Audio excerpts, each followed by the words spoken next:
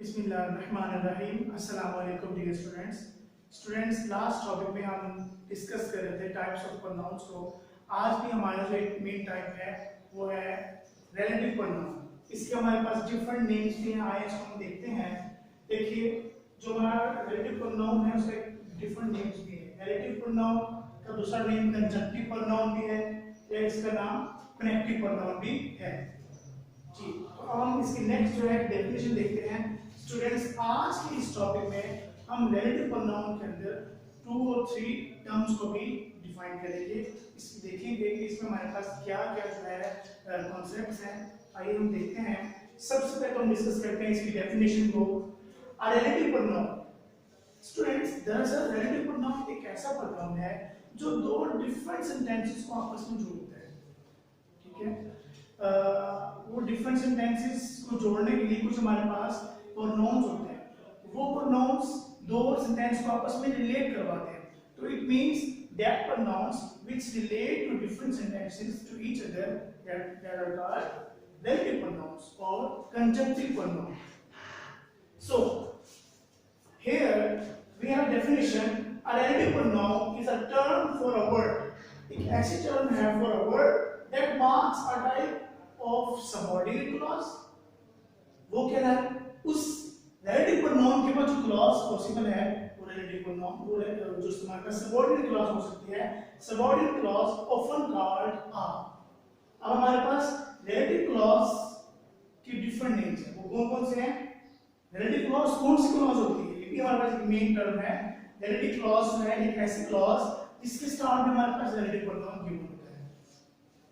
relative clause, adjective clause और defining clause. We have 3 different names of relative clause. relative clause, adjective clause और defining या non defining clause भी हो सकता है। हम इसको आगे डिस्कस करेंगे। non defining clause कौन सी होती है, defining clause कौन सी होती है, लेकिन इन सब का जो फंक्शन है वो ऑलमोस्ट सेम ही होता है। जी, relative clause, adjective clause और defining clause among other names, इनके different names के अलावा as a means to conjoin, यहाँ पे देखा जाए कि different names sentences के अंदर जो भी हमारे पास जो aspects होते हैं उनको आपस में conjoin करने के लिए, modify करने के लिए informations को about an antecedent। यहाँ पे antecedent होता क्या है?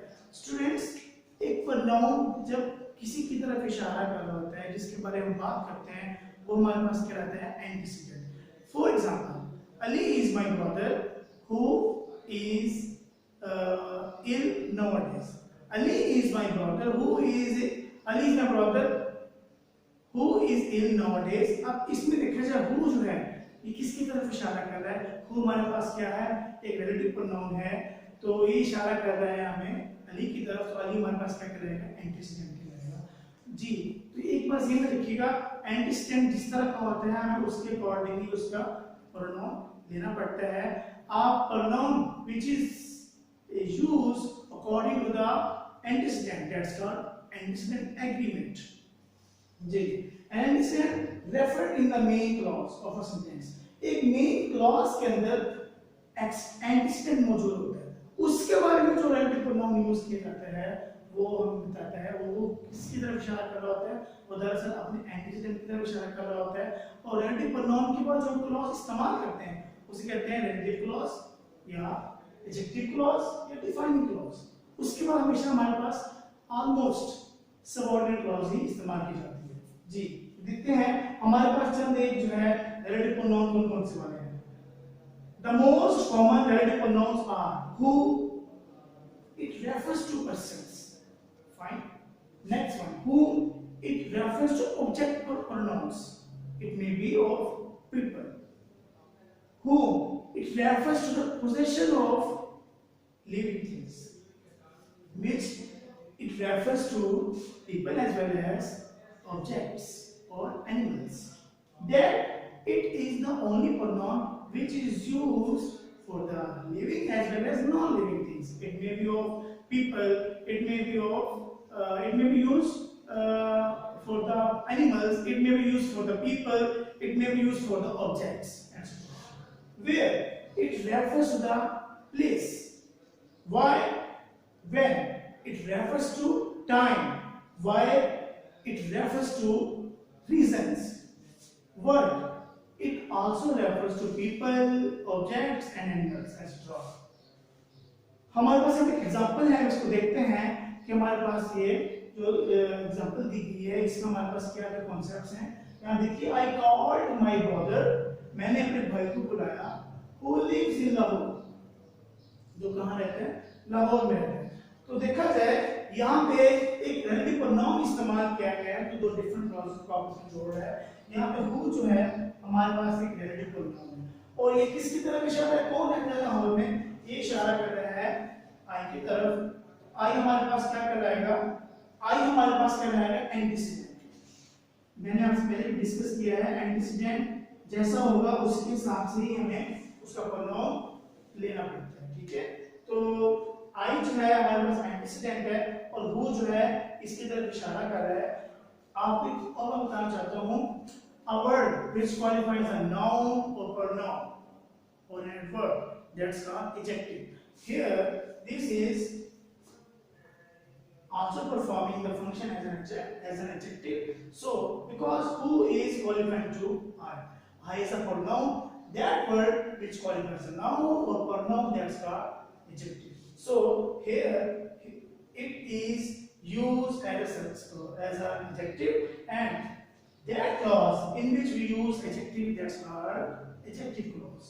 So in ये sentence में relative pronoun जिस sentence, well students दोबारा फिर से मैं आपको इसके बारे में आइडिया देना चाहता हूँ कि हमारे पास एक definition है, a relative pronoun is a term for a word that marks a type of subordinate clause, often called a subordinate clause, like or maybe a relative clause, adjective clause or defining clause, ठीक है students। तो among the other names as a means to conjoin, हम different names को इस्तेमाल करते हैं, different keys को इस्तेमाल करते हैं, different pronouns को इस्तेमाल करते हैं हम sentences को conjoin करने के लिए, modify करने के लिए information को about an antecedent।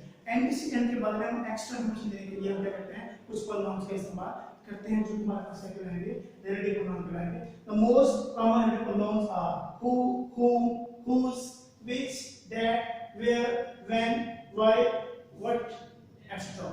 ये हमारे पास क्या है, चंद relative pronouns हैं। इसके एग्जांपल देखिए, I called my brother who lives in Lahore, मैंने अपने भाई को बुलाया, एक कॉल की जो रहता है कहाँ, लाहौर में। तो यहाँ पे देखा जाए who जो है it qualifies to I, so I is called antecedent, ठीक है। तो who जो कि इन दो इस क्लॉज को इसके साथ जोड़ रहा है, जो ये क्लॉज क्या कहलाती है, रिलेटिव क्लॉज, एडजेक्टिव क्लॉज या सबऑर्डिनेट क्लॉज या डिफाइनिंग या नॉन डिफाइनिंग क्लॉज। तो इस क्लॉज के 4 से 5 नेम हैं। तो देखा जाए ये हु जो है ये रिलेट कर रहा है एंटीसीडेंट से, हु हमारे पास क्या कहलाएगा, रिलेटिव प्रोनाउन। जरूरी नहीं है हमारे पास यहाँ पे पर्सनल प्रोनाउंस ही हो या किसी का नेम भी हो सकता है, किसी चीज का नाम भी हो सकता है। तो आगे हम देखते हैं मेन डिफरेंस डिफाइनिंग और नॉन डिफाइनिंग क्लॉज का। देखो स्टूडेंट्स, डिफाइनिंग क्लॉज के अंदर हम कॉमास का इस्तेमाल नहीं करते और नॉन डिफाइनिंग क्लॉज में हम बिटवीन कॉमास हमेशा कॉमास के अंदर होती है। इसमें हम क्या करते हैं, डिफाइनिंग क्लॉज के अंदर हम एक्स्ट्रा इंफॉर्मेशन नहीं देते, जो जरूरी इंफॉर्मेशन होती है वो प्रोवाइड करती है, लेकिन नॉन डिफाइनिंग के अंदर हमें हमेशा एक्स्ट्रा इंफॉर्मेशन देनी पड़ती है, इसके लिए हमें कॉमास का इस्तेमाल करना पड़ता है। जैसे कि यहाँ पे देखा जाए, I didn't know the man who was there, मैं उस आदमी को नहीं जानता जो वहां पे था। तो यहाँ पे हु का इस्तेमाल किया गया, इसमें कॉमास का इस्तेमाल नहीं करेगा और ये बहुत ही लाजमी इंफॉर्मेशन है। That's why we are not using the punctuation mark comma here. So next है we can use that here, हम डिफाइनिंग क्लॉज के दैट का इस्तेमाल करते हैं किसकी जगह पे, हु की जगह पे या व्हिच की जगह पे, लेकिन जो नॉन डिफाइनिंग इसमें दैट इस्तेमाल नहीं करते, हु या व्हिच की जगह पे। आगे relative pronouns can be omitted, हम डिफाइनिंग क्लॉज के अंदर रिलेटिव प्रोनाउन को स्किप कर सकते हैं, लेकिन नॉन डिफाइनिंग के अंदर रिलेटिव प्रोनाउन डिफरेंट, इसको हम प्रोनाउन को ओमिट नहीं कर सकते। यहाँ पे एग्जांपल देखिए, do you like the song I wrote. देखा जाए तो यहाँ पे विच और दैट की यहाँ प्रोनाउन की जरूरत नहीं है, इसके बगैर भी काम चल जाएगा। तो डिफाइनिंग क्लॉज के अंदर क्या है, विच और दैट का इस्तेमाल नहीं कर सकते, लेकिन नॉन डिफाइनिंग के अंदर हमें एक्स्ट्रा इंफॉर्मेशन भी देनी पड़ती है और साथ में हमें जो हम इसके अंदर रिलेटिव प्रोनाउंस को ओमिट नहीं कर सकते। आई होप सो आपको मेरा आज का वो समझ में आया होगा। कल हमारा टॉपिक है एडजेक्टिव, इसको हम डीपली देखेंगे।